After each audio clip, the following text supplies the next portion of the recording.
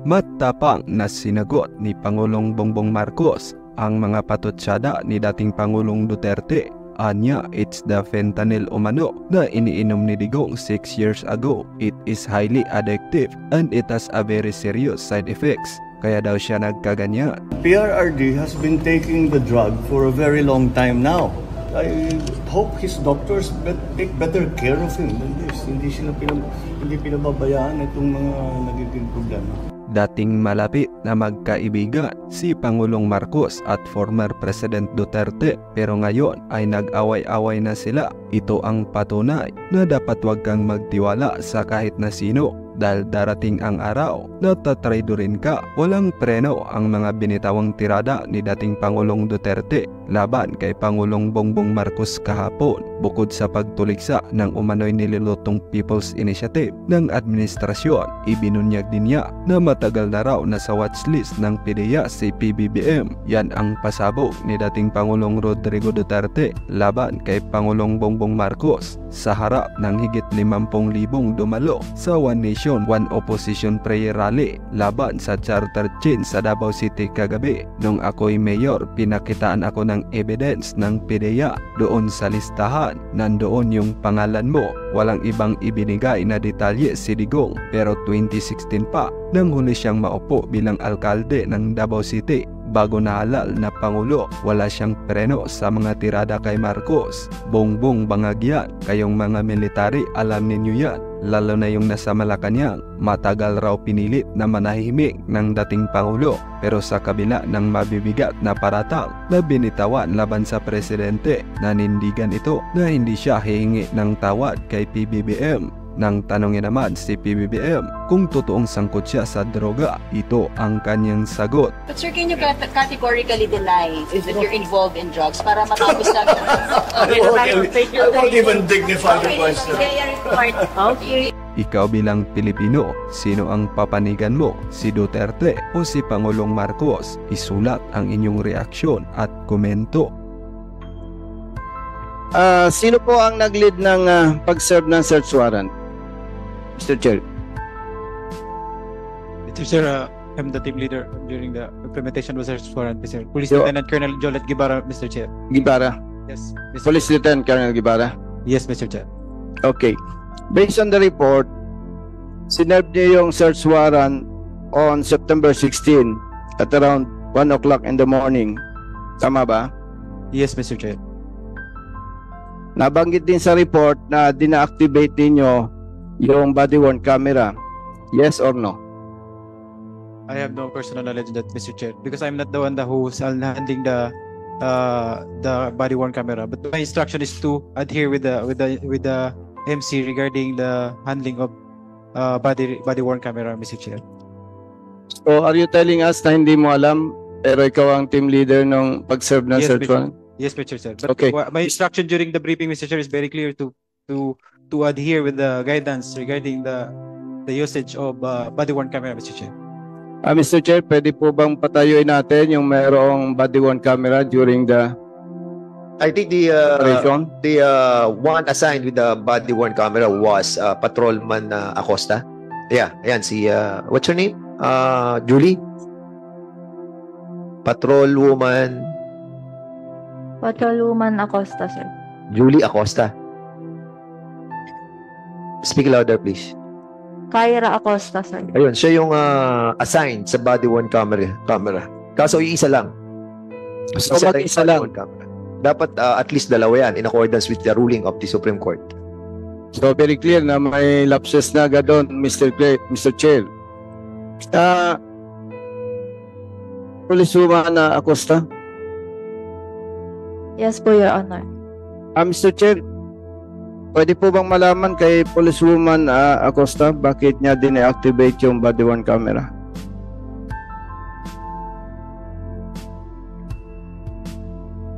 Your Honor, I was assigned to call the arresting officers to go upstairs po, Your Honor. So, anong relevance doon? Ba't kailangan patayin mo yung body-worn camera? May nagbigay ba sa'yo ng instruction o wala?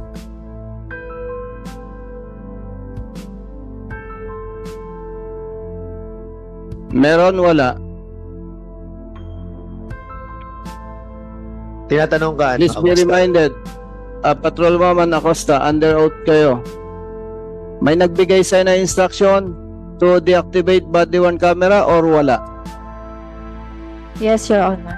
Sino ang nag-utos sa'yo?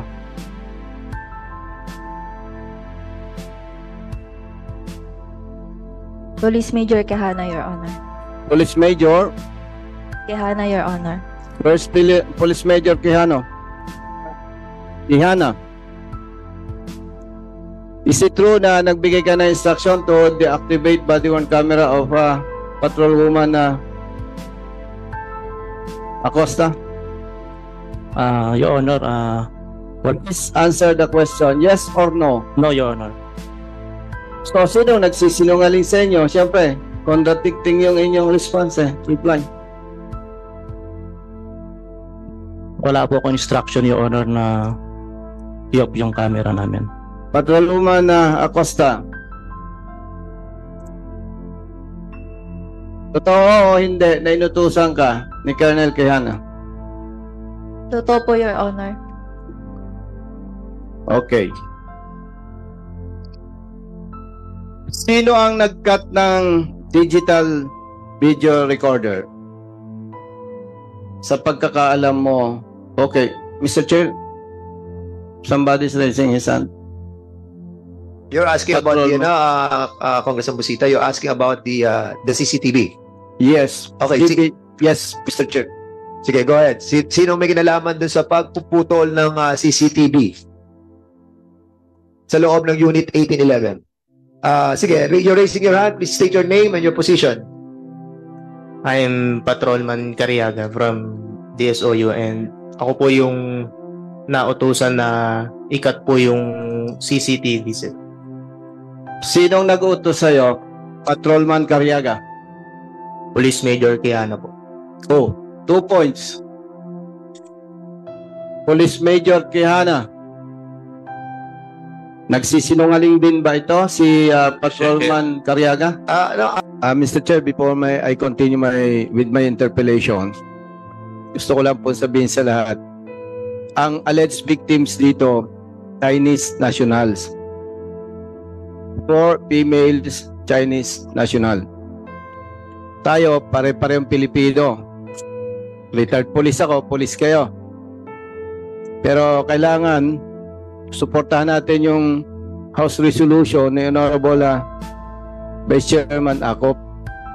Bakit? Para sa interest ng service.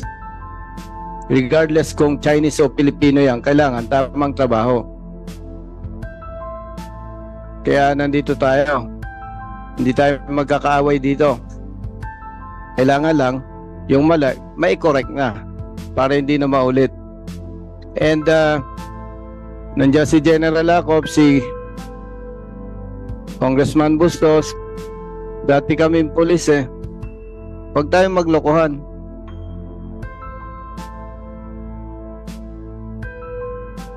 Huwag tayong maglokohan. Sumagot kayo ng ayos. Otherwise, ayaw kong magpakulong pero baka magpakulong ako ng official sa inyo. Going back, Patrolwoman Acosta. Yes po, Your Honor. Diba bago mo din-activate yung body worn camera? Of course, buhay pa yon, tama?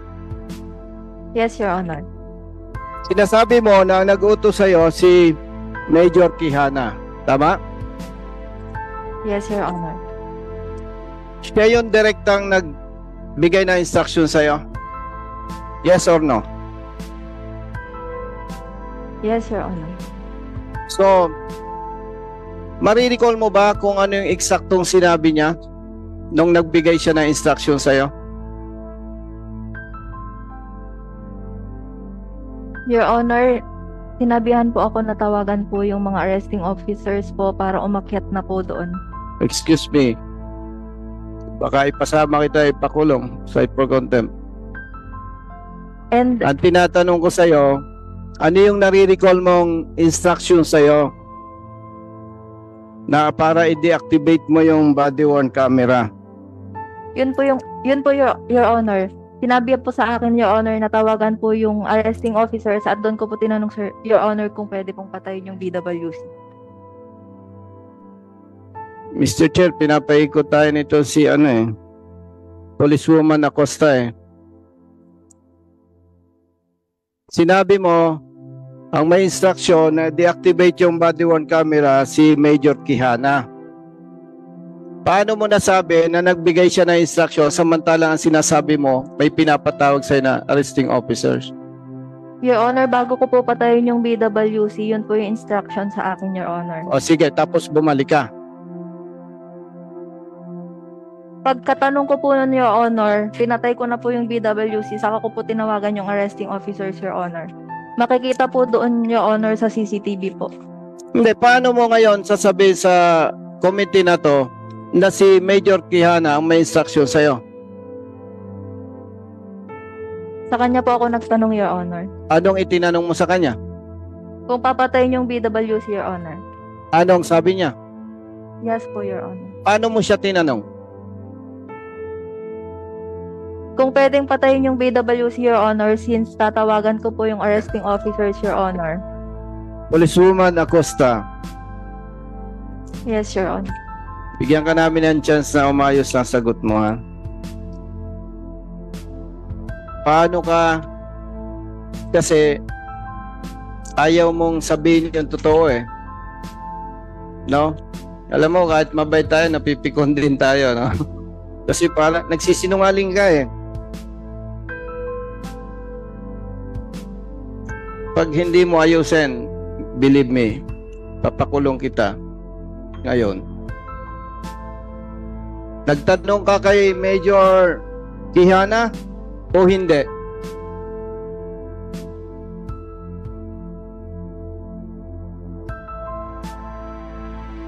Nagsabi po siya sa akin, Your Honor, na patayin po yung BWC. So hindi ka nagtanong, tama? Mali? Yes, Your Honor. Okay. Yan ang totoo Pinapaikot mo kami kaya nakakainit ka ng ulo. Wag mong baguhin kasi alam namin yung totoo at hindi, kinaklarify lang namin. So, anong eksaktong sabi sa'yo ni Major Quijana? Patayin yung BWC camera, Your Honor, at tawagan po yung mga taong aakyat pa, Your Honor. Yan ang kapanipaniwala. No? Okay. Mr. Chair, balik po tayo kay Patrolman Cariaga. Patrolman Cariaga, Mr. Chair. Yes, Your Honor. Paano ka inutusan ni Major Quijana na ikat yung DBR? Your Honor, simulan ko po dun sa naging tasking ko po talaga. Ang tasking ko po talaga is searcher po ako. Since kami lang po yung naka-uniform dahil searcher po kami. Kami po muna yung dineploy dun sa baba as perimeter security para po i-hold po yung mga security para hindi po makompromise yung operations. Then pinatawag na po kami paakyat po. Nung pag-akyat po namin, pinatawag po kami ni deputy. Nung tinawag na po ako... Sinong deputy, by the way, Mr. Chair? Major Quijana? Yes po, Your Honor. Deputy siya ng Special Operations Unit ng SPD, tama? Yes po, Your Honor. Okay. So, no ipatawag, nakarap mo siya, anong specific instructions sa'yo pertaining to this, yung pagputol ng DBR? Sabi lang po sa akin, bunutin mo na yung CCTV. After na bigyan ka na instruction na bunutin yung cord sa CCTV, ano pa yung sinabi niya? Wala na po. Na lang po ako sa kanya. Sinunod ko na lang po yung instruction niya kahit ano po sa akin yun. Alam mo, may tinatawag tayong lawful and unlawful orders. Yes po, sir. By the way, thank you at nagsasabi ka ng totoo para hindi nainit ulo namin. Yes, Your Honor. Is it lawful or unlawful order? Unlawful po. Clear. Major Quijana, Mr. Chair, dalawang police dan commission officers yung nagsasabi na inutusan mo. Yung isa, i-deactivate yung body worn camera, and the other one is bunutin yung cord ng DVR. I-deny mo pa rin ba yung sinasabi nila o hindi? Your Honor, wala po akong inuutos na ganun, Your Honor. Okay. Patrolwoman Acosta, siyempre nung utusan ka niya, allegedly naka-on pa yung camera, tama? Yes, Your Honor. Yes. Mr. Chair, pwede po bang ma-find out natin or ma-present yung camera? I think the group of General Nartates have the copy, nung PWC. But in accordance with what I read, after the PWC was supposedly to be turned over to the data custodian, mismong si Patrolman Acosta ang naglipat sa isang USB. Is that right, Patrolman Acosta? In accordance with your affidavit, that was one of the reason that you have been accused as well, of I think tampering, dahil hindi ikaw yung may dapat na maglilipat noon, dapat yung data custodian, di ba? After the BWC or the end of the operation, it will be submitted to them, di ba? Ang problem, baka altered na yon. So hindi ko alam, siguro General Nartates, sa nakita nyo ba sa record ng BWC, andun yung voice over na inutusan na patayin yung BWC? Wala. None, Your Honor. Yeah. So kung wala, I think yun ang handling of the BWC was not done properly by Patrolman Acosta. And that's the reason why sinasabi natin kanina, may mga, yung mga lapses nila sa pag-handle ng BWC. At tanungin natin si Patrolman Acosta. Siguro kasi ikaw nag-handle nun alam na alam mo So, nung binubuksan mo na yung BWC, madidinig mo na doon yung order di ba? Nadidinig mo yung order doon, di ba? Yes po, Your Honor. So, nung sinubmit mo na sa data custodian yun, binigay mo na sa kanila, at nilipat mo na sa device, natanggal ba yon? Your Honor, hindi po ako yung naglipat sa USB, Your Honor. Yung data custodian po yung naglipat doon. Sino yung data custodian?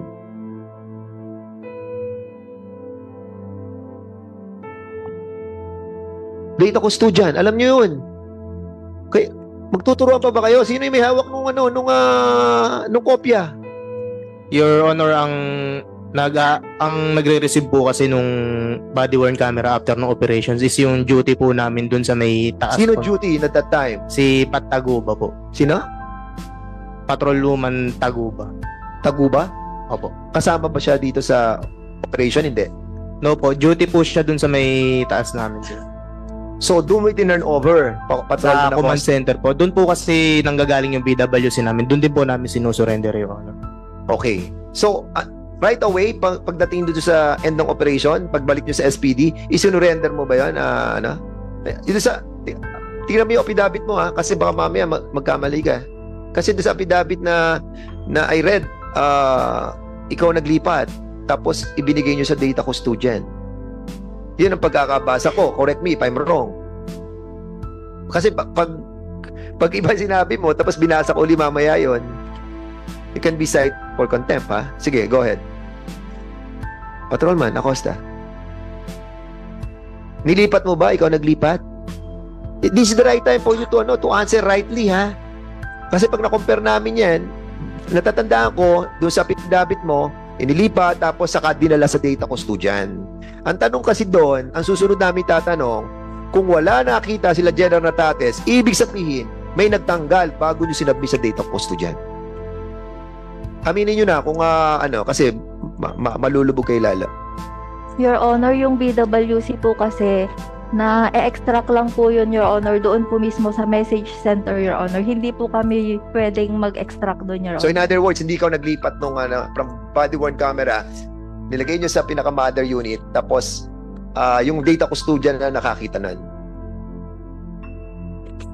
Yun po yung ano, Your Honor. Siya po yung binigay lang po namin yung BWC, Your Honor, at hinintay lang po namin na ilagay sa USB, Your Honor. Okay, sige. So, in other words, Congressman Busita, we will be asking the data custodian to be present on the next hearing. Thank you, Mr. Chair. General Natate, sir. Ito po sa report, nabanggit ninyo na dine-activate yung body-worn camera and pinutol yung DVR. Kaya po ba natin itong i-prove, Mr. Chair?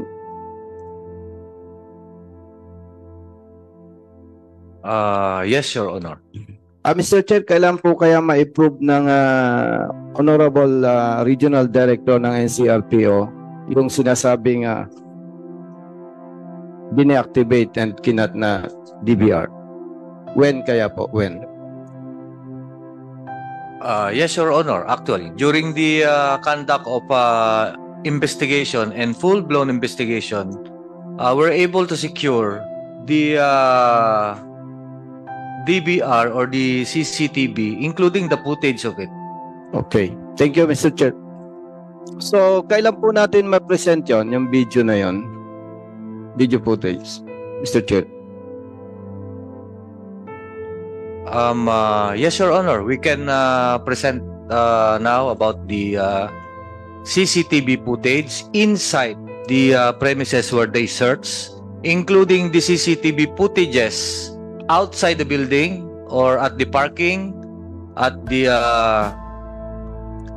hallway of the building, particularly on the 18th floor, para makita doon who are the personnel who entered the premises, including their actions thereat, kung sino yung mga yon, and including the CCTV. The CCTV on the hotel near the Southern Police District, particularly dun sa Bayani Road, where they kept the money, including footages of our usual investigation, informal investigation or interview to personnel who were investigated. Nandun, sir, kung ano yung sinasabi nila, including the interview by myself, by DRDO General Attorney Gurat, and different officers and witnesses on Lieutenant Guevara, Colonel Guevara. Thank you, General Nartates. So, Mr. Chair, General Nartates, are you telling us na nagsisinungaling si Major Quijana para sabihin niya na hindi siya nagbigay ng instruction to deactivate body-worn camera at i-cut yung DVR, Mr. Chair? I believe in the statement of the two PNCOs who testified that they were ordered by Major Quijana to get or deactivate the BL. Yes, Mr. Chair. Balikan ko lang si General Nartates. Di po ba bago i-cut yung DVR and bago i-deactivate yung body-worn camera, may makikita tayo doon na nagbigay ba talaga siya ng instruction o hindi? Can we produce the evidence, Mr. Chair? We cannot say that only the statement of the two PNCO, Your Honor. Mr. Chair, na-preserve po ba yung video doon sa body-worn camera bago i-cut or deactivate? Na-preserve po ba? Hindi. It was preserved, Your Honor. So kaya nating i-prove, Mr. Chair, kung sinong nagsisinungaling sa mga ito. Interested po kasi ito. Very interesting tong issue na to. Para ngayon pa lang, ma-cite for contempt na natin, Mr. Chair, yung nagsisinungaling. Otherwise, para tayong nag-dribble lang dito. That's my point, Mr. Chair. So, General Nartates, can we get the evidence? Yes, Your Honor. Can we allow the personnel from regional intelligence to present it? Mr. Chair, pwede po ba? Baka may present yung ebidensya, Mr. Chair, Ano yan? na nagbigay ng instruction si Major Quijana doon sa tatlong PNCO. That's a very same questions that I was asking kung na-record ba yon sa yung Major Quijana was telling Patrolman Acosta that he turned off yung kanyang body worn camera. You were asking that, di ba? Yes, Sir, Mr. Chair. In the negative. Negative, Your Honor. So negative yung area yun, wala sila doon. Siguro tinatanong mo yung sa CCTV, yung cabinet Yes. sa CCTV. Yes, Mr. Chair. So during that time, Patrolman Acosta, nakabukas ang body worn camera, correct? Nung pinakat yung CCTV. Ay yung No, Mr. Chair. BDR. Dalawa po yan eh. Siyempre, Mr. Chair, naka-on yung body-worn camera. And nung magbigay ng instruction, na-record yun eh. Yes, oo nga. Kaya nga, meron ba tayo na General Natates?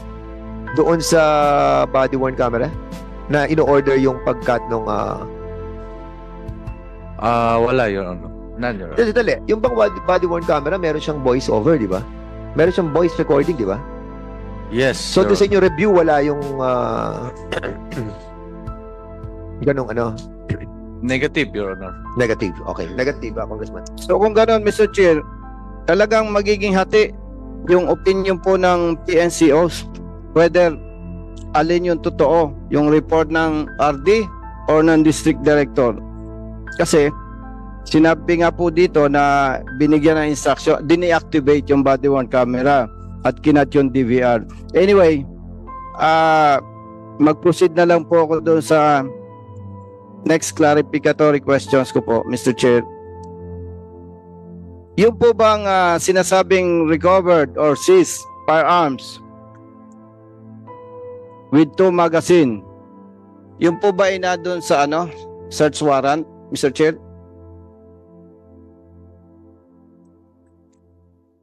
Mr. Chair, General Mariano. Sir, based on the report, sir, I'm not part of the one who implement the SW, Mr. Chair. The best person to say this is the chief of the DSOU, Mr. Chair. Okay, Colonel Guevara, Mr. Chair. Colonel Guevara, kasama ba doon sa search warrant yung dalawang M16? Nabanggit dito 2 firearms and 2 magazines of M16. Yung ba binabanggit ditong firearms, M16? Yes. Or hindi? Yes, Your Honor. It was included in the application of search warrant. 2 short firearms and 1 M16, Your Honor. So, kung short firearms, long firearms, yung 2 firearms. 2 short firearms, Mr. Chair. And merong 2 magazines for M16, right? Yes, Your Honor, Mr. Chair. So, di ba laging magkasama yan yung magazines and firearms? Yes, Mr. Chair, but during the search conducted, it was only the pouch of the M16 was there. So, walang The magazine. M16. Yes, Mr. Chair. May magazine ng M16. Yes, Mr. Chair. Based on the record. Mr. Kaya napakahalaga nung camera Mr. Chair. Okay. Allegedly, almost 5 hours na binilang yung pera doon sa unit, doon sa room. May counting machine. Sino ang nagsabi na yung pera is 27 million? Colonel Guevara. Sir, during the conduct of the search, Mr. Chair, it was during the time when we entered the area, it was there were amount of money placed on the table, Mr. Chair. That was the initial that was reported. That is the 4.6 million, Mr. Chair. 4.6 million. Yes, Mr. Chair. It was later during the later part of the operation. It was discovered 27 million, Mr. Chair. Sinong nagsabi? Sinong nagbilang? It was Police Staff Sergeant Democrito, Mr. Chair. Staff Sergeant? Democrito, Mr. Chair. Staff Sergeant Mark Democrito, Mr. Chair. Democrito.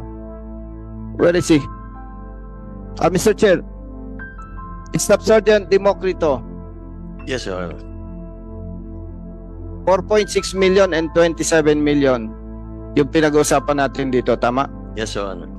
Congressman Busita, before we proceed, allow me, Yes, we Mr. all Chair. know that the GPNP have a lot of things to address too, so we will be allowing, if there's no other query with regards to the presence of our GPNP, then you can ask the GPNP. But pag wala na po, i-allow na po natin yung ating pong GPNP to go, but before we allow him to go, we will be allowing him to state some statement, Mr. Chair, if I may.